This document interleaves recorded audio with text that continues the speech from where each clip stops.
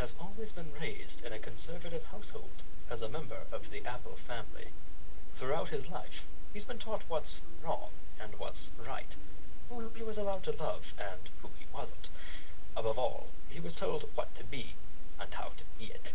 When he meets a certain blue Pegasus stallion buying pies at Sweet Apple Acres, while he just so happens to be staying there, he discovers feelings he never knew he had. Unfortunately, they happen to be the same ones he was always taught to suppress. Can Soarin convince him that it's not wrong to be in love, and that, sometimes, in order to be happy, you need to break out of your comfort zone? A story about discovering who you are, and being that person, no matter what others tell you to be. Warning! M.N. Soarin X Braeburn, cold cuddling, touches up on some serious social issues in the real world, but with ponies, and at least 20% cooler. If you don't like it, please don't read it.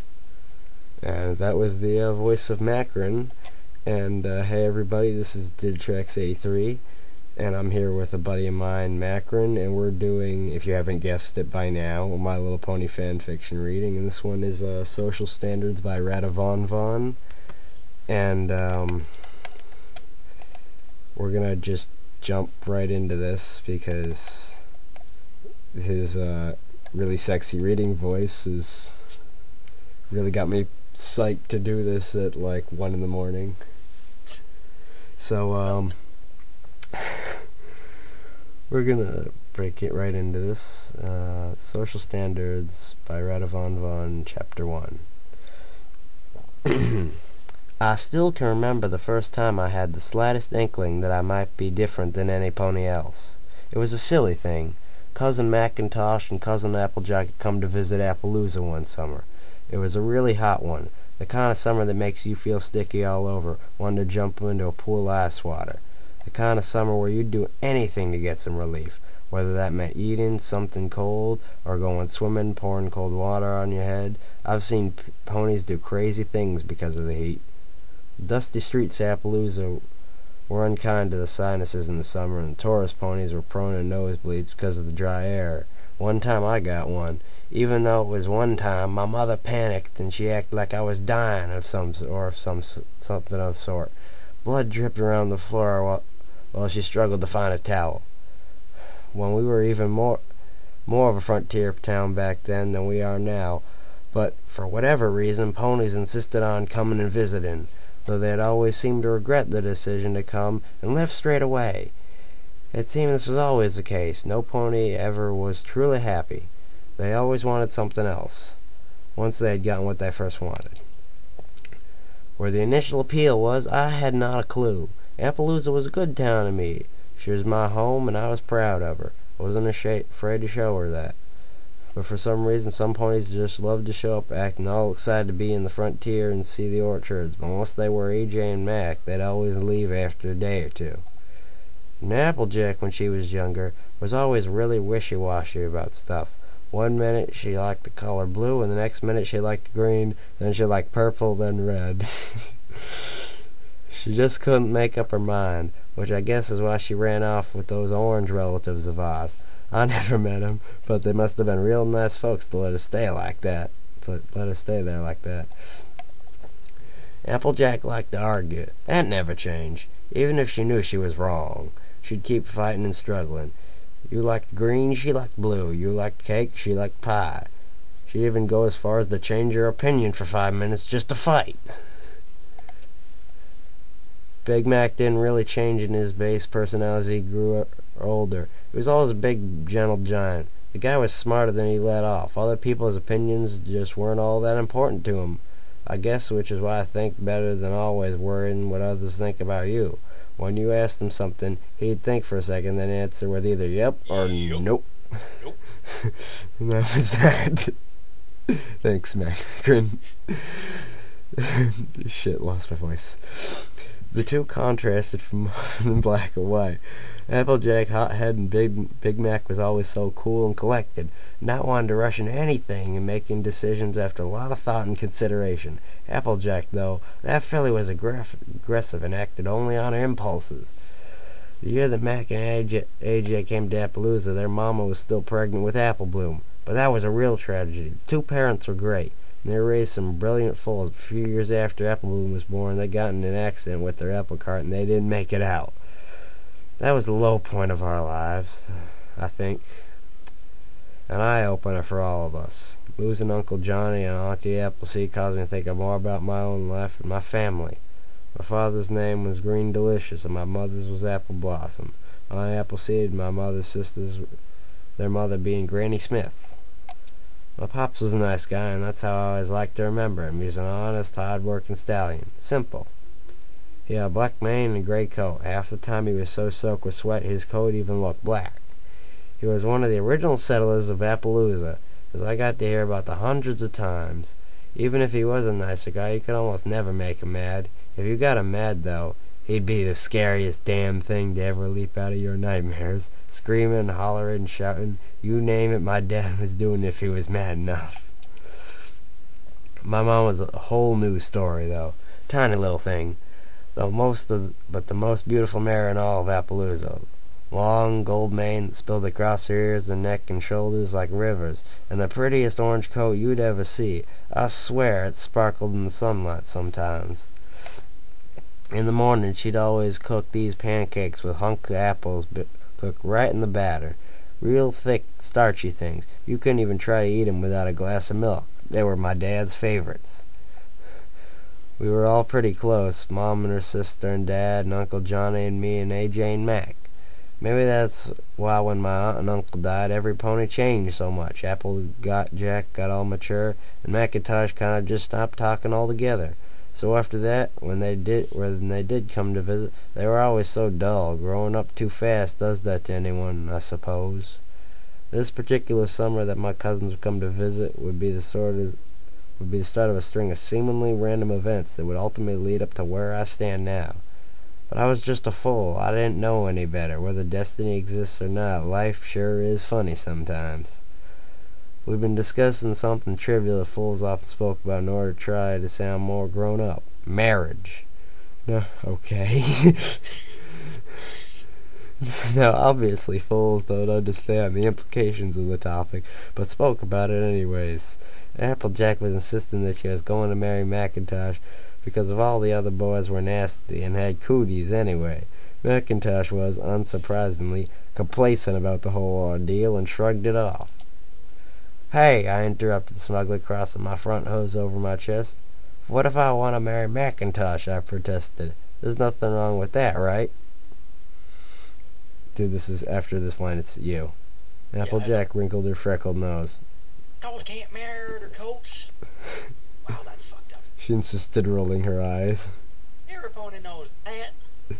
Thanks for the fucked up part. that adds to it.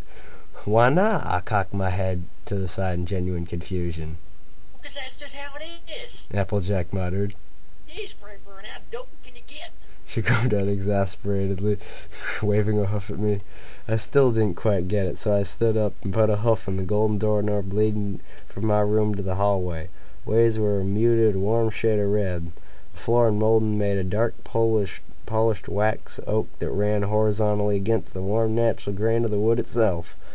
Aromas drifted from the smooth flooring, filling my nostrils as I turned right into the kitchen. My mom and dad were out running errands, and my aunt and uncle had to stay at Sweet Apple Acres back in Ponyville, leaving Granny Smith to watch out for us the length of the afternoon. "Granny Smith?" I called out politely in the room. Granny Smith was family, but still deserved a lot of respect, if even just because of her age. Yes, dear? Lily greeted her, sat down and knitting needles into her lap and stopped rocking for a moment, smiling at her grandson. "Can colts marry other colts?" I asked. My curiosity had been piqued, and there was really no turning back at this point. Granny Smith paused, cocking an eyebrow at me and leaning in. Why are you asking, Braeburn? I gotta perfect my voice. Give me a sec. "Because Cousin Applejack was saying she wanted to marry Macintosh, but I asked what if I wanted to marry him, Aunt?" My sentence was cut off when a thump hit both of my ears. A stinging pain reverberated through each one, down in my ear, leaving them ringing loudly with a lingering pain. Now you listen here. Granny Smith snapped. I felt a shockingly firm grip on my shoulder and dragged me closer. Colts don't go marrying other colts. I don't want to hear no more of this nonsense about this. Colts do not marry other colts. You understand me, boy? Perfect. Yes, I whimpered, shrinking back and scuffling to my room down the hall where a smug-looking Applejack and exasperated Macintosh stood waiting. She boxed your ears. Applejack laughed. I told you it was a stupid idea, Braeburn. The orange earth pony stuck out her tongue, blowing a raspberry at me. I scowled, raking my nervously against the floor. I don't get it.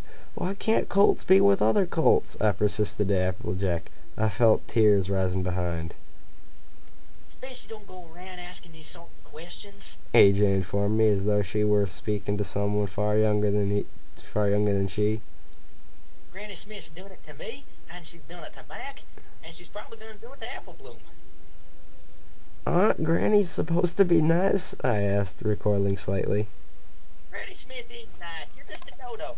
Applejack rolled her eyes, and then she evidently noticed the tears in my eyes and frowned. Oh, Bray, I didn't mean it. You're not really a dodo. Really? I swallowed, staring at my hose. Applejack nodded. Really? And you can marry me. It's okay. Mac's going to marry Granny Smith. That's your plan. Oh, God. When you said dodo, the first thing that came into my mind was the GTA plane. That's bad. Yeah.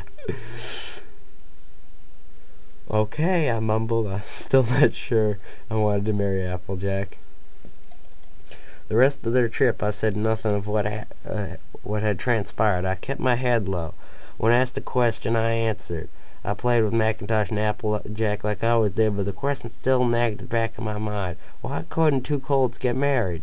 Could two mares get married? I let the question stew for a few months until I decided to try something. I grabbed a box of old coloring utensils that we kept by the icebox and an old yellowed piece of paper. It was crinkly around the edges and evidently very old, but that didn't matter to me as my objective was clear. I looked down at my hooves and tried to discern the color closest to my own fur. Yellow. Definitely yellow. I grabbed the crayon and began to scribble a waxy layer of yellow shapes on a thick sheet of paper, stopping only once to peel back the paper on the crayon itself. I frowned with realization that I didn't know my own eye color. I looked around for a mirror or something, and took note of the window I was sitting beside. That would do. I leaned in, trying to see the reflection rather than through the glass. Green. Bright green. Piercing green. I'd never seen colors this bright before, brighter than any apples I ever seen, let alone eyes. I took the opportunity to examine my mane as well, orange, with several golden highlights. It traveled down my neck and ended there in a series of wavy, very loose curls. Part of it is struck in my forehead. Turning my head to my tail, I noticed they were the same color. With this newfound information, I got to work. Light orange, dark orange, and green. I scribbled two orbs with the green on the face of the stick-figure pony I had drawn, and I began to scribble on a mane. For good measure, I added the highlights as well with lighter orange. It wasn't gold, but it would do. I leaned out to examine my handiwork. It was a childish caricature of myself, but to me it was my spitting image. Knowing the other pony I would draw, I grabbed dark brown, light brown, and blue. I began to sketch out what was roughly the shape of another pony, and then scribbled another mane, much shorter than mine, and a tail, before adding two blue eyes. It was Carmel, one of the other colts that lived in Appaloosa. His parents were friends of mine, and I had developed something of a crush on him in the past several weeks. He was prettier than any of the fillies were to me. I liked fillies, but I like friends. For some reason, I got the idea I didn't really feel like marrying one or having a girlfriend. I wondered if it was okay to have a boyfriend if you were cold, even if you couldn't get married. Proud of myself, I packed the crayons back into their rusty tin container and set them back into their position beside the sink. I still had reached, somewhat being short. I hopped up into my chair and grabbed the drawing of me and Carmel sneaking into the den. Maybe my dad would understand it. It was a stallion thing, I thought. Now, my father was generally a gentle, kind man. He was known for being a hard flank, though, and he could be one of the most stubborn ponies in all of Equestria if it weren't for my mother, often cold arguing until the sun came up. I trotted up to him and held up my drawing. "Dad?" Yup. He acknowledged, and not looking from his newspaper and coffee, he sat stoic in the middle of the den. "Can colts marry other colts, or have colt friends?" I cocked my head at him, and watching him look up, slowly raising an eyebrow at me. Why are you asking, son? "Because Cousin AJ said that I couldn't marry another colt, but I think I like caramel, and so I was wondering, because you're always right about these sorts of things." Damn straight. Oh shit, that's me, I'm sorry. My father was... Give me a sec.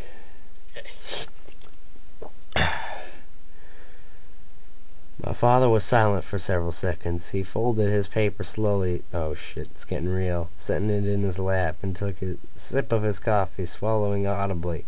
He seemed thoughtful for several moments, tapping his hooves together. Braeburn? He finally addressed, looking up. "Yes, sir?" I asked. "Yes, someone was going to give me an answer." He snapped his eyes open. I could tell by his shuddering voice, rather than by his face, that he was angry. I want you never to mention any of this nonsense again. He snapped, his voice growing in volume as he spoke. Colts do not get together with other colts. This isn't how it was intended to be. I never want to hear nothing about this again, you understand me, son? He was glaring at me by this point, and I frowned.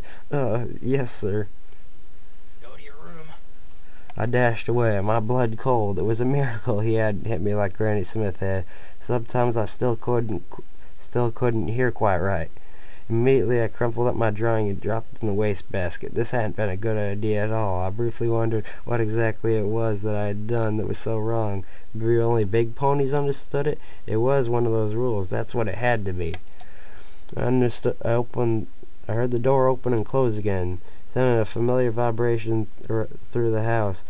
I both heard and felt hooves walking along the wood flooring. Some murmurs. I pressed my ear against the door, curious. It's a big problem, all right. I heard my father hissing. Our son's a queer. What? My mother asked, the half-formed word she often asked, making her come off dazed. Then she laughed. Oh, please, Green. I know you don't like his man, but now you're being ridiculous. Boy, really? Really? Ridiculous, That's what she's gonna say. That's... God damn it. I don't understand her reasoning. Fuck it. I'll keep going. A silence passed before my father rumbled. I'm not kidding, Apple Blossom. I'm just damn right with that boy. He told me he has a crush on Caramel, that kid down the street. An even longer silence ensued before I heard my mother whisper quietly and sadly. Well, there's a cure for these sorts of things. Old Miss Candy Apple was telling me about it. It's routine. My father scoffed. I don't believe in any of that mumbo-jumbo nonsense. Our boy needs to straighten out fast. What do you propose we do? Mom drawled. Knock some good iron work into him. I heard this is the work of disharmony in him. Gonna be alright, though. We'll have him hard at work in the orchard, and he'll pick up his feet soon enough. Fine. Do it your way. I still think there's medicine. Too expensive. Dad denied. Besides, why do we need medicine when we can just put him to work? That ought to do it for sure. I hadn't understood most of the conversation, of course, but I frowned and leaned against the wall. Somehow I got the idea I wasn't a very good pony. And after all that shit, that's the end of chapter 1. I need to clean up my act on those accents. Yeah, but we'll do it in the second part. Hold on, what the fuck time is it? Oh shit. 5. Yeah, so we can't do another one. Fuck. Now I gotta put this shit in Movie Maker. I'm still recording. So anyways, that was Did Tracks 83 and my buddy, yeah. And we will see you next time for chapter 2. Later. Good night, y'all. God damn it.